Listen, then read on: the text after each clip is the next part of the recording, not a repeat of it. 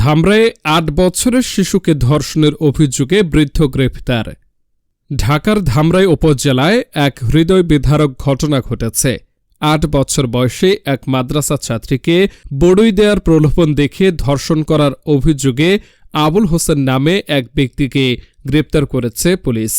Police ও স্থানীয় সূত্রে জানা যায়, রবিবার বিকেলে আবুল হোসেন শিশুটিকে বড়ই পাড়ার কথা বলে ডেকে নিয়ে যায় এবং পরে তাকে ধর্ষণ করে। শিশুটির চিৎকারে স্থানীয়রা ছুটে এসে আবুল হোসেনকে আটক করে গণধোলাই দেয়। পরে পুলিশকে খবর দিলে অভিযুক্তকে গ্রেপ্তার করা হয়। শিশুটির মায়ের অভিযোগ, আবুল হোসেন তার মেয়েকে ফুসলিয়ে নিজের বাড়িতে নিয়ে গিয়ে ধর্ষণ করে।